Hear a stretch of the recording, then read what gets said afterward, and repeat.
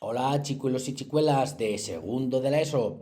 Vamos a comenzar con la unidad 9 ya. Uy, qué poquito nos va quedando. Unidad 9, páginas 180, 181, 182 y 183. Comenzamos con la lectura comprensiva que está en la 181 y en la 182, como se titula Poemas de Emily Dickinson. Ahí lo tenéis. Vamos a leer este poema, lo mejor que podamos. Poema 1136. La escarcha de la muerte estaba en el cristal. Pon a salvo tu flor, me dijo. Como los marineros luchan contra un escape, combatimos con la mortalidad. Nuestra pasiva flor al mar llevamos, a la montaña, al sol, pero hasta en sus estantes de escarlata la escarcha comenzó a reptar. Impedimos su avance. Nosotros mismos nos interpusimos entre ella y su víctima, mas con la sencillez de una serpiente se abrió camino, sinuosa. Hasta que la indefensa belleza se inclinó y empezó nuestra cólera. Le dimos caza, hasta su precipicio, la perseguimos, hasta su guarida. Desde entonces odiamos vida y muerte, y no quedó lugar a donde ir más vasto que los mares y las tierras. Algo existe, es el dolor. Poema 254. La esperanza es la cosa con sus plumas que se posa en el alma y canta melodías sin palabras y nunca se detiene. Se le escucha más dulce en la tormenta y muy fuerte ha de ser la tempestad la que pueda batir al pajarillo que a tantos dio calor. Yo la he oído en la tierra más helada y en el mar más remoto y nunca en la mayor necesidad me pidió ni siquiera una migaja. Pasamos la página. Poema 1194. De algún modo sobreviví a la noche y penetré en el día. Para el que fue salvado la salvación le basta, aunque no sepa cómo. Tomo pues mi lugar en esta vida como a quien le conmutan la sentencia, candidata al azar de la mañana, pero con una cita con los muertos. Bueno, sí, es verdad, tiene su cierta complicación de entenderlo, pero bueno, leedlo despacio y seguro que os dice algo. Ahora vamos con las tareas. Bueno, hemos leído todo esto, ¿verdad? Sí, ahí hay algunas cosas señaladas de la tarea. Hemos leído y ahora vamos con la tarea. Comprensión global e interpretación del texto. Escucha con atención y lee los 3 poemas de la autora estadounidense Emily Dickinson. Hecho. 2. ¿De qué advierte la muerte al yo poético al comienzo del poema 1136? Explica cómo reaccionan las realidades a las que se dirige. Mirad de qué le advierte. Pon a salvo tu flor. ¿Vale? Es decir, combate la mortalidad. La muerte le está diciendo, ponte a salvo, intenta que no te pille, ¿no? Esa es la reacción, la de combatir con la mortalidad. Y el mensaje que le da o el aviso, pon a salvo tu flor. Ahora vamos a ver en otra pregunta qué puede ser la flor. 3. ¿Logra la muerte alcanzar finalmente su objetivo? Localiza el verso que te ha permitido deducirlo. A ver, pues parece que sí lo consigue porque mira, dice que poco a poco se abrió camino, sinuosa, hasta que la indefensa belleza se inclinó. Es decir, llegó y la belleza, vale. 4. No vamos a ponerlo aquí por los derechos de autor. Por favor, tenéis el librito al lado y yo lo leo aquí. 4. ¿Qué sentimientos despierta la muerte en quienes lucharon inútilmente contra ella? Indica en qué palabras del poema 1136 estás basado para responder. Mirad, sigue siendo en amarillito aquí. Desde entonces, ¿qué hacen? Odian a la vida y a la muerte. ¿Por qué? Porque sí, la muerte les avisa y ellos intentan combatirla de cualquier manera, pero al final la muerte les pilla. Y desde entonces odian tanto la vida como la muerte. Bueno, pues eso. 5. ¿Es invencible la esperanza según el emisor del poema 254? Fíjate para contestar en la segunda estrofa de esta composición. Está bien que nos digan en la segunda estrofa. ¿Por qué? Os cuento. Si nos fijamos en el poema entero, en la primera estrofa, por ejemplo, estos 4 primeros versos, hay un momento en que nos dice que la esperanza, que está allí, nunca se detiene. Y entonces podríamos pensar que es invencible, pero, como bien nos dicen aquí, fíjate en la segunda estrofa, en estos 4 versos, y te dice que muy fuerte ha de ser la tempestad la que pueda abatir al pajarillo. Es decir, que es muy difícil doblegar o fastidiar o romper la esperanza, muy difícil, pero podría ser, si hay una tempestad demasiado fuerte, si pasan cosas demasiado malas, vamos a decir, podría ser. Entonces, según la segunda estrofa, no es invencible. Puede haber algo muy gordo que te quite la esperanza. No obstante, yo estoy más de acuerdo con la primera estrofa, que la esperanza nunca se pierde, la esperanza siempre está ahí, siempre. Pero bueno, sigamos. 6. Selecciona de entre los siguientes adjetivos. Eso sí lo voy a poner los adjetivos, que está bien que los veamos aquí. Aquí, ¿ves? Esos son. Aquellos que expresarían rasgos o características de la esperanza según el segundo poema de Emily Dickinson. Si habéis leído este segundo poema de aquí, esto, no, a ver qué dice de la esperanza. ¿Que es leve? No. ¿Que es dulce? Sí. ¿Que es grande? Sí. Y muy fuerte? Sí. Silenciosa, no, débil ni hablar. Incesante, pues también, sí, la esperanza siempre está ahí. Helada, no, alegre, ¿vale? Oye, que os he dicho casi todo, jo. Bueno, pues si lo leéis aquí te habla de la esperanza, eso que lucha contra cualquier cosa, contra la tempestad, con la tierra helada y suele salir siempre victoriosa, salvo que la tempestad sea muy fuerte. Sigamos. Ejercicio 7. Vuelve a leer el poema 1194. ¿A qué piensas que ha sobrevivido el yo poético? ¿Cuál crees que es la sentencia a la que se refiere el emisor en la segunda estrofa? Eso lo tenemos aquí arriba, ¿eh? Es este escritito. Sobrevivió a la noche y volvió a penetrar en el día. Fue salvado. ¿Vale? Pero de todas maneras, sí que es verdad que le perdonan esta sentencia, pero sabe él que va a tener una cita con los muertos, con la muerte. Entonces, ¿a qué ha sobrevivido? La verdad es que no lo sabemos. A la muerte sí, o sea, pensaba que iba a morir y ha sobrevivido. ¿Por qué? Pues cada uno puede pensar lo que quiera. Yo, por ejemplo, la mente se me ha enseguida una enfermedad que parece que iba a morir y no, y sobrevivió. Lo que pasa es que aquí muerte lo identifican, hacen una metáfora llamándole noche y vida día, ¿vale? Sigamos. ¿La sentencia cuál es? ¿Cómo está la sentencia? La sentencia es que quieras que no va a morir, pronto o más tarde, la habrá podido salvar en ese momento, la enfermedad o un accidente o lo que sea, pero tarde o temprano, como todo el mundo, moriremos. Cuanto más tarde, mejor, eso sí. Bueno, según cómo esté uno. Sigamos. 8. Indica cuál o cuáles. Aquí hay temas también que tenemos que ver. Indica cuál o cuáles de los siguientes temas aparecen en cada una de las 3 composiciones. Justifica en cada caso tu respuesta citando palabras, expresiones o versos del texto correspondiente. A ver, esto es muy sui generis. Palabra latina. Bueno, quiero decir que cada uno puede tener un pensamiento y tú lees una poesía y te puede decir una cosa totalmente distinta a mí. Sí, pero bueno, está claro que, por ejemplo, en el primero, en este nos habla de la muerte en varias ocasiones, ¿eh? La muerte.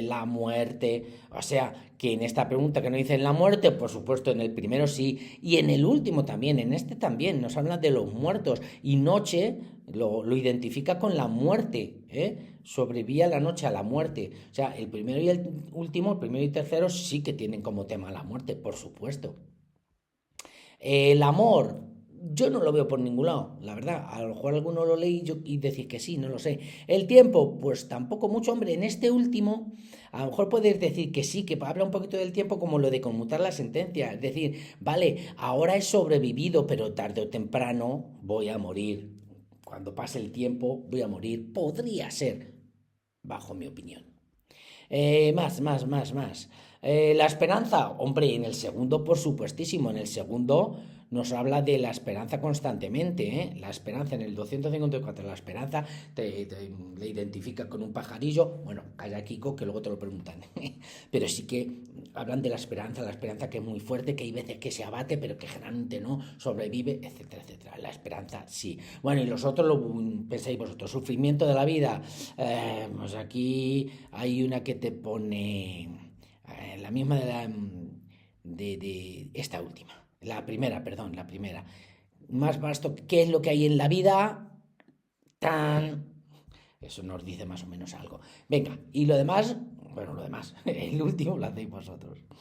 ¿Qué me queda? El 9 de esta página, ese de ahí abajito, ¿vale? A partir de tus respuestas a las actividades 2 a 8, redacta una interpretación de los poemas. El comentario de cada texto debe ocupar unas 3 o 4 líneas. Es decir, leed el primer poema, más o menos ya he dicho yo también de qué va, pero sobre todo vosotros, de verdad, leedlo detenidamente, el primer poema, y a ver qué os dice. ¿Qué creéis que está diciendo ahí la poetisa Emily Dickinson? ¿Qué creéis que dice? El segundo, que ya hemos hablado de la esperanza y tal, pero a vosotros y vosotras, ¿qué os dice esta poesía? A lo mejor os dice otra cosa, y eso es lo bonito, eso es lo bueno de los poemas, que a cada uno le expresa un sentimiento, porque tendrá mucho que ver con tu estado de ánimo incluso, ¿eh?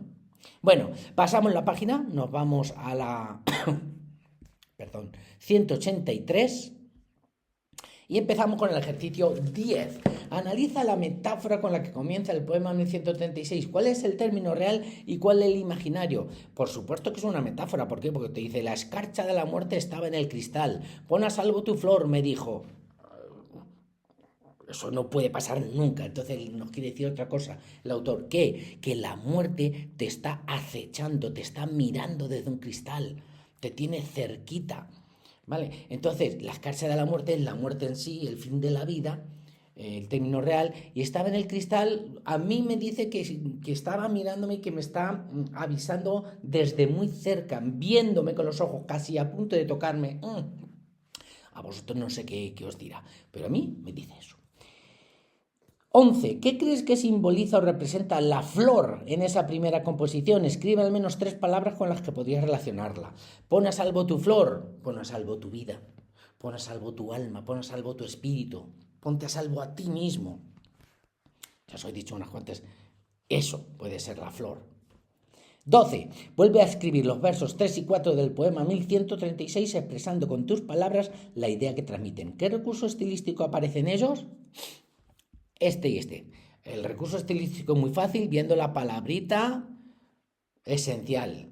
Como los marineros luchan contra un escape, combatimos con la mortalidad. Es decir, nosotros, la humanidad, o yo mismo, para no extenderme, no generalizar, lucho contra la muerte, como cuando los marineros tienen un escape o se les está inundando un barco y con todas las fuerzas, con rapidez, con todas las fuerzas del mundo, luchan contra eso.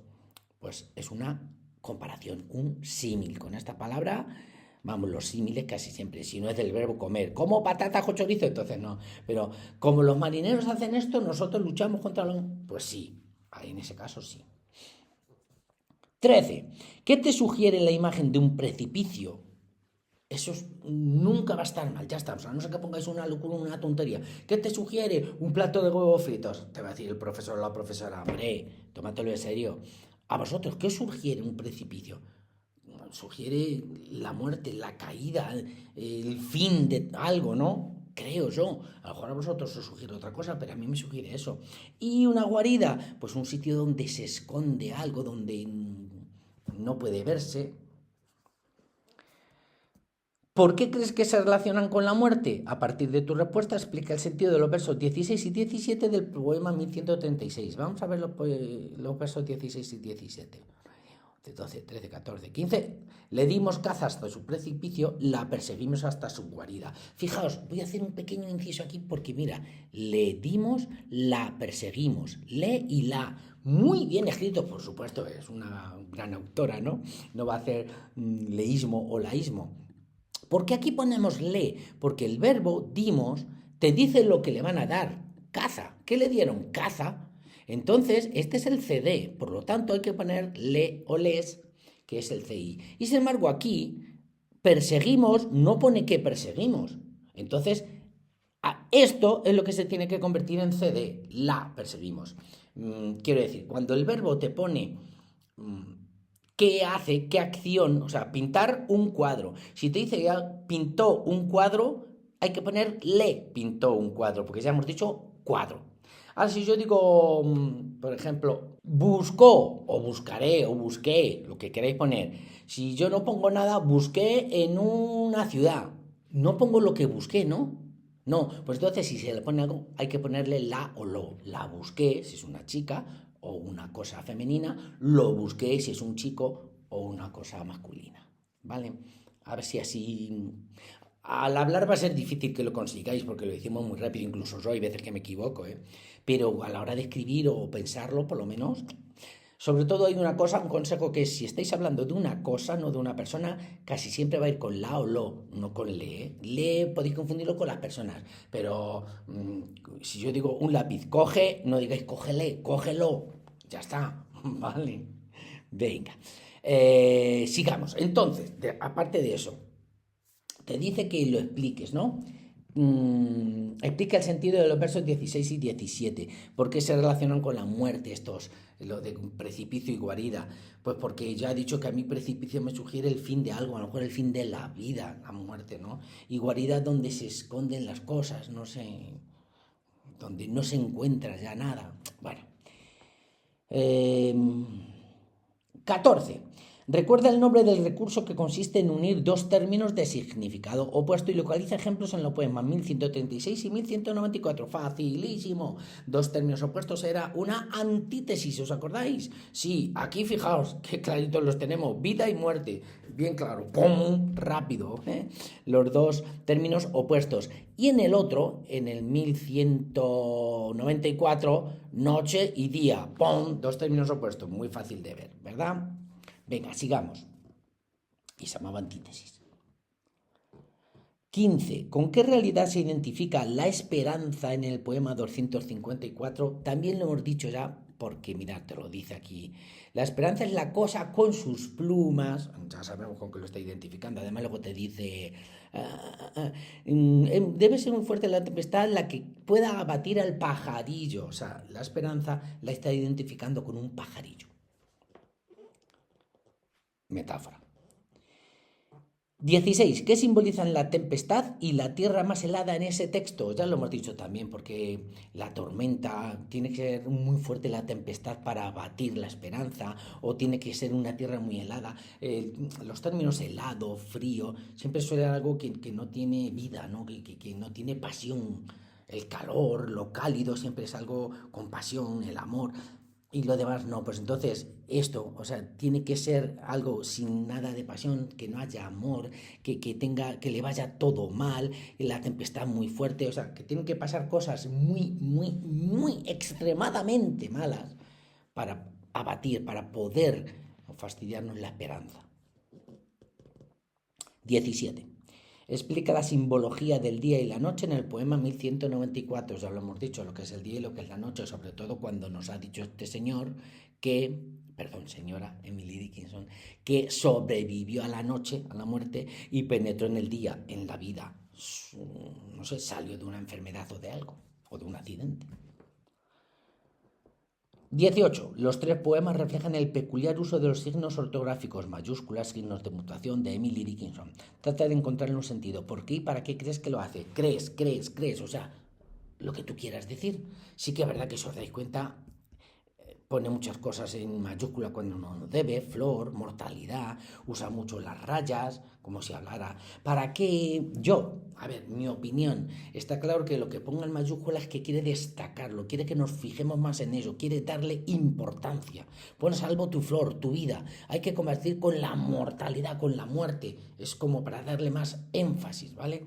Y luego lo del uso de las rayas, lo veo más difícil de explicar, pero a lo mejor es para que creamos como más, quiere crear como más diálogo, porque las rayas ya sabéis que se utilizan en el diálogo, en decir, hola, ¿qué tal? Dijo mi hermano, ¿eh?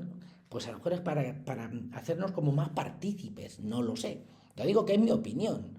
A lo mejor uno dice que estoy diciendo una locura, pero como veis, a mí me encanta que opinéis, que deis vuestra opinión, aunque no tenga nada que ver con la mía, pero siempre intentar razonarlo un poquito. Vamos con el vocabulario. 19. Marca el significado que corresponde a la palabra escarcha y escribe los términos que se definen en los otros dos apartados. ¿Cuál de ABC? A ver, lo tenemos aquí. Aquí. ¿Veis? El A, cristal complejo de agua congelada de los que constituye la nieve. B, capa blanca de hielo producida por congelación del rocío. C, ¿cuál de esos tres será escarcha? A ver, chicos y chicuelas, lo admito. Sí, mea culpa. ¿Qué quiere decir culpa mía en latín, no? He usado el ChatGPT, no sabía definirlo del todo. Entonces, si nos vamos al ChatGPT, le he preguntado, ¿A qué se refiere esta definición? Capa blanca de hielo producida por congelación del rocío. ¿Por qué? Porque le he puesto la primera, aunque era la B, porque yo creía que esa era la escarcha. Y sí, adiviné. La definición capa blanca de hielo producida por congelación del rocío, es decir, la B, se refiere a la escarcha. Y luego lo otro, que sí que tenía menos idea, le he vuelto a decir. ¿Y qué significa esto? Cristal complejo de agua. El cristal complejo de agua, es decir, la A es un copo de nieve. Y la que nos falta, la C, conjunto de gotitas de agua que se depositan sobre, es el rocío. Muy bien el ChatGPT, aquí echándome una mano. 20. En la primera composición se dice que la escarcha de la muerte se abrió camino. Explica la diferencia entre abrirse camino a uno mismo y abrir camino a alguien. Y escribe una oración con cada expresión. Me imagino que lo sabéis, que abrirte camino tú es buscarte tú la vida, labrarte tu futuro. Me abro camino hacia magisterio, ser maestro. Qué bonito, lo mejor del mundo. Y abrir camino a alguien es ayudarle a que llegue a cumplir sus sueños o ayudarle a conseguir algo, ¿no? Una cosa es tus sueños tú mismo, otro ayudar a alguien, por supuesto. 21. ¿Qué significan las frases hechas del recuerdo, construidas también con el término camino? Camino de rosas. Me imagino que todo el mundo sabrá que cuando dice, eso fue un camino de rosas, es decir, que fue muy, muy, muy fácil. A medio camino, quedarse a medio camino porque no llegó a terminar algo que estaba haciendo. Y ir por el buen camino o por el mal camino, ya lo sabéis vosotros. Y estar de camino, creo que también. Y una oración la construís vosotros. El poema 1136 alude a la indefensa belleza de la flor. ¿Qué significa el adjetivo entrecomillado? Indefensa. Sabéis que in es no, ¿no? Útil, que sirve para muchas cosas. Inútil, que no sirve para nada. Pues defensa, ya sabemos lo que es, defender, poder defender. Indefensa, que no tiene defensa, ¿no? Es así de fácil. Los prefijios son lo que nos dicen. Ahora, construye una oración con cada uno de estos otros adjetivos que podían ser casi lo mismo. Inerme, sin armas. Desarmado, sin armas. Desvalido, pero tienen diferencias. ¿Cómo lo hemos hecho? Con ChatGPT. Además le puse entero el poema 136 al lado y me dice, fijaos qué respuesta, el adjetivo indefensa aplicado a la flor significa que está sin protección, vulnerable, incapaz de defenderse frente a cualquier daño externo. Perfecto. Y ahora, las diferencias. Desarmado es sin armas, literal, sin armas. ¿Vale? Inerme, que podría ser sin armas, no, pero es sin medios de defensa. Es como más general, no hace falta que sean armas, sino que no tienes manera de defenderte. Y desvalido, además, le da un matiz de abandono o necesidad. Alguien desvalido ya no es que tenga nada para defenderse, sino a lo mejor es que tampoco tiene ni para comer ni para cuidarse. Esas son las grandes diferencias. 23. En el poema 254, la esperanza se escucha en el mar más remoto. Escribe oraciones en las que el adjetivo remoto se combine con estos sustantivos. A ver, remoto sabéis como muy pasado, muy antiguo, pero depende de con qué. Puedo decir, pues sí, yo quisiera conseguir inventar la vacuna contra la demencia senil. Pero vamos, eso en un futuro muy remoto, en un futuro remoto. Es decir, que todavía falta mucho para que llegue. Origen remoto, igual, origen de hace mucho. Posibilidad remota aquí no es que signifique de hace mucho, sino dudosa. Sí, hay una posibilidad remota, es decir, casi no va a ocurrir. Y control remoto, ¿sabéis qué es? Control a distancia, en fin, que remoto casi siempre significa muy antiguo, pero no siempre con posibilidad y con control, no. Y con futuro, pues menos todavía, no se hace mucho, sino un futuro lejano. Último, 24. Vuelve a escribir la segunda estrofa del poema 1194 sustituyendo las palabras que consideres por las siguientes de significado equivalente. A ver, 1194, que es este de aquí. La segunda estrofa, que es esta. Vamos a hacer la grandota. Ahí, mira, bien grande se ve, ¿no? Y vamos a ver. De todas estas palabritas, ¿cuál puede significar difuntos? Pues está claro, la coloreada, ¿no? Pero con una cita con los difuntos. ¿Cuál puede significar sustituyen? Conmutan. ¿Cuál puede significar condena? como a quien le sustituyen la condena, como a quien le conmutan la sentencia. ¿Cuál puede ser? Casualidad. Y la última, aspirante. Es decir, es bastante sencillo. Bueno, hemos acabado todos estos ejercicios de la lectura comprensiva, así que no me queda otra que decir. Hasta la próxima.